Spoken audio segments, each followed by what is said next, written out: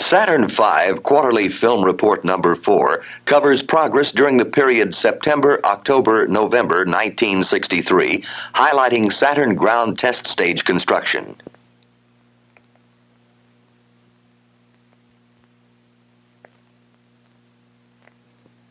S-1C efforts at Marshall this quarter were primarily in support of the test fuel tank and the static firing test stage.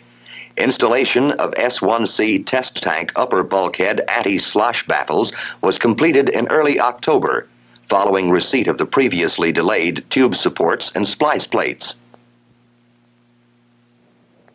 The lower bulkhead and Y-ring for the test fuel tank were welded together in late September prior to installation of the bulkhead polar cap as originally scheduled to reduce delay to the fuel tank program.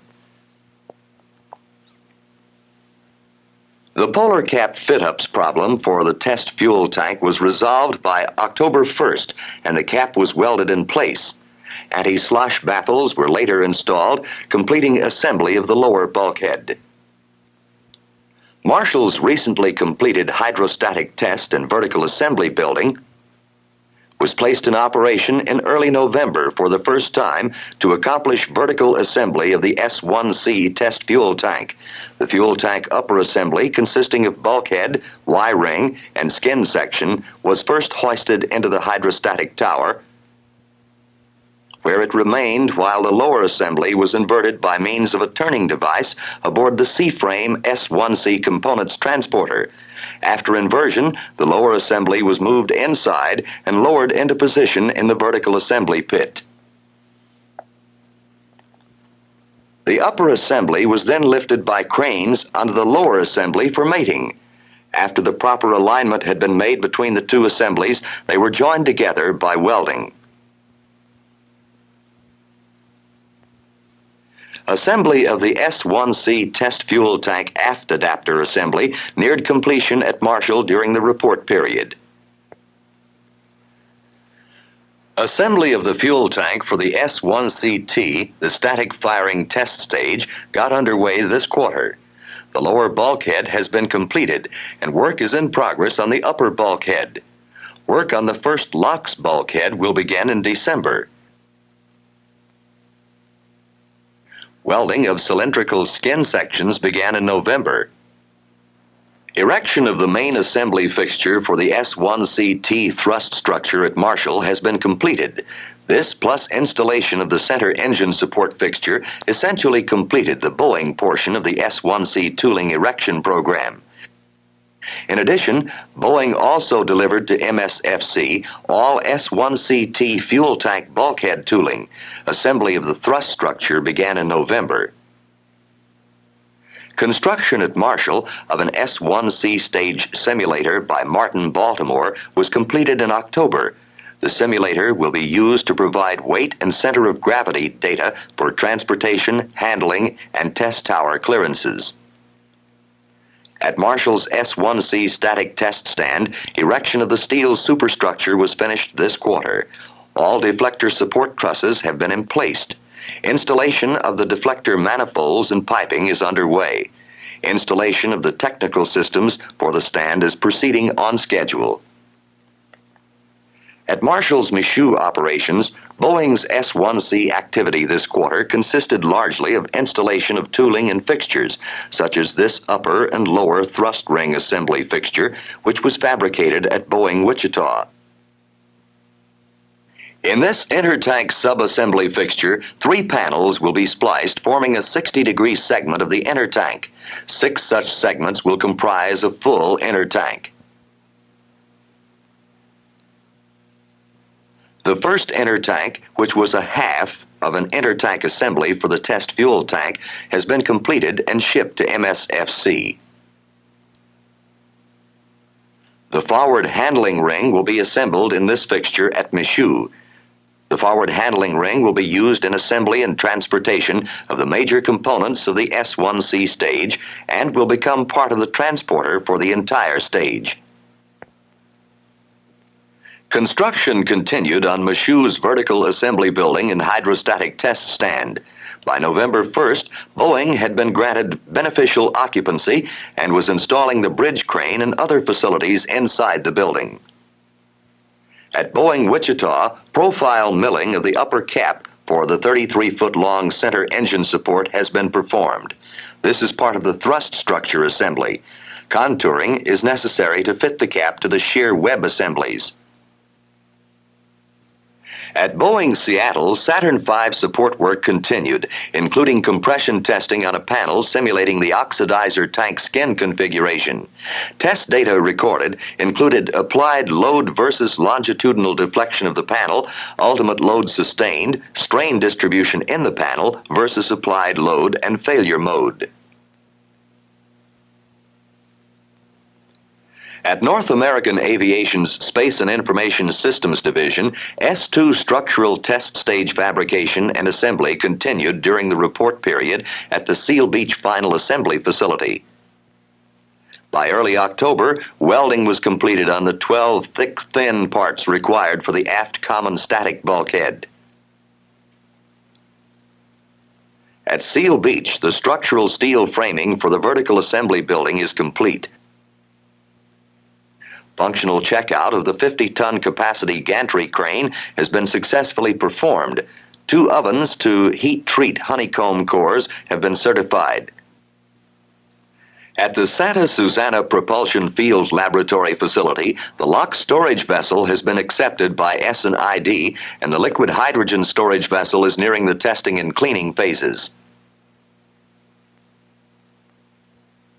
The inner and outer bulkhead domes for the battleship's liquid hydrogen propellant tanks are in the final stage of fabrication. The LOX propellant tank and the inner and outer liquid hydrogen tank walls have been fabricated. The S-2 battleship thrust structure was finished at S&ID's Los Angeles division in November and was delivered to Santa Susana for installation, scheduled to start in December. Deliveries to the COCO-1 battleship test stand this quarter included flame deflector, superstructure, and mechanical and electrical systems. Similar items have been delivered to the COCO-4 all-systems test stand, and the service tower has been erected to over 2/3 of its full elevation. Study of the base area portion of the S-2 electromechanical mock-up has provided S&ID engineers with information pertaining to the installation of the heat shield. 2 J-2 engine simulators were also delivered to S&ID. The simulator is a functional mock-up of the production engine and is used as an advanced vehicle development aid. Valves, electrical, and ignition systems are production hardware and are operational. Components that do not operate during pre-flight checkout are hard mock-ups, but configuration, weight, and installation conform to system design.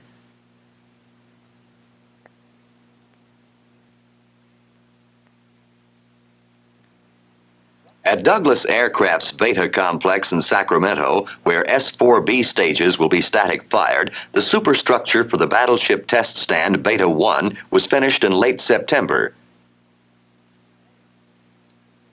The battleship tank has been assembled, insulation has been installed, and the tank is scheduled for installation in the Beta 1 stand during December.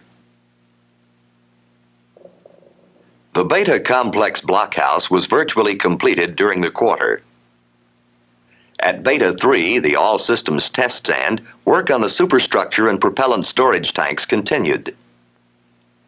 Activity at the Douglas S-4B mock-up area at Santa Monica included electrical component installation in the aft thrust structure, work on electrical paneling in the aft skirt, installation of the customer connect panels, DAC's mating area to the J-2 engine, work on the instrumentation probe, work on the liquid oxygen probe, and instrumentation wiring of the forward dome.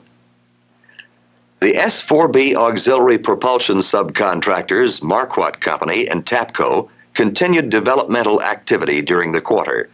Marquardt was engaged in thrust chamber fabrication and testing for its 1,750-pound thrust liquid propellant ullage engine, 2 of which will be used on the S-4B stage. At TAPCO, post-test evaluation and design of a pre-prototype 150 pounds thrust attitude control engine was in progress. Because of development problems encountered, Marshall determined that TAPCO would develop two engines of 150 pounds thrust, one for attitude control requirements for Saturn 1B and 5 vehicles, the other to meet ullage requirements for Saturn V. This decision was made in order that the Saturn 1B schedule might be met.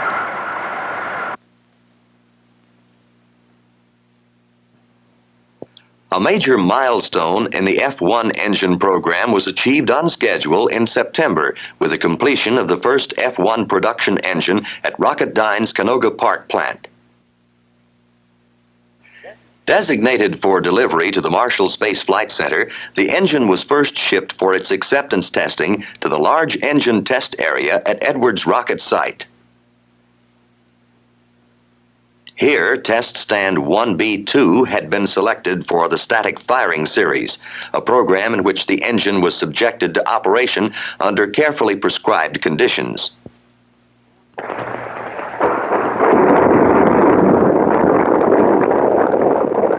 In 4 separate firings, the engine successfully met the acceptance testing requirements before being returned to the Rocketdyne plant for final checkout.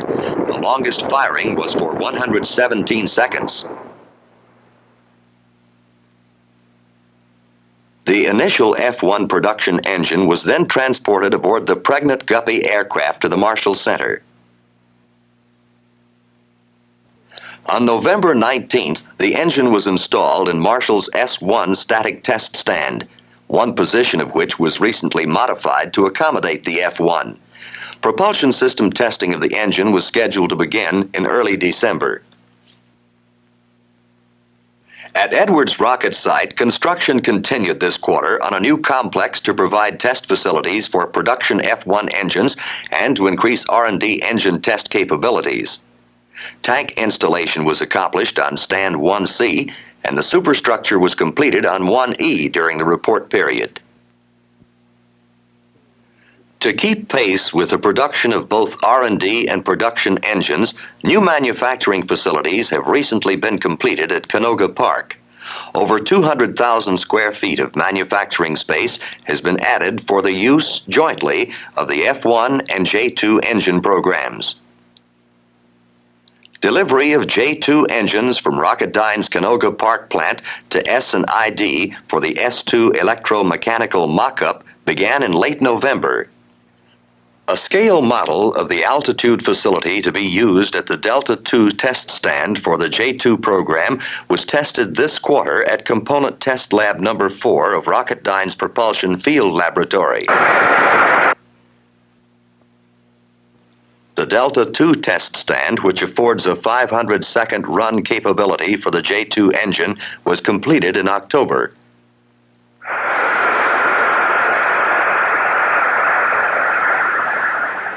The Delta II B position was activated on November 9th with the initial firing of a J2 engine. On November 27th, the first J2 extended duration ground test, a static firing of 510 seconds, was successfully accomplished. The Delta II A position will be activated in early December.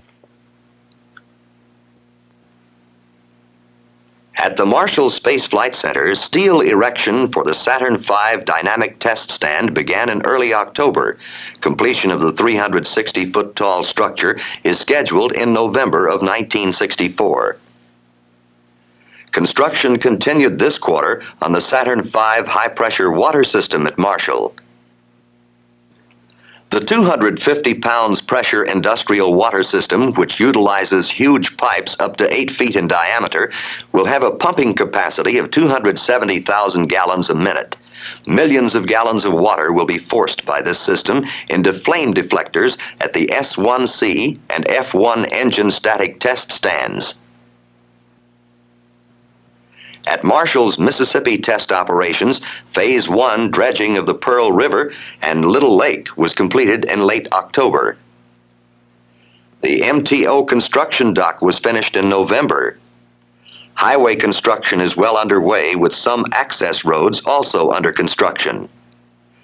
One of the major buildings under construction is the Warehouse and Emergency Service Building. The Laboratory and Engineering Building, which will serve as MTO headquarters, will be built on this site. Pile driving for the foundations of MTO's S2 static test stand began during the report period, and excavation work for the 350-foot-high S1C static test stand is in progress.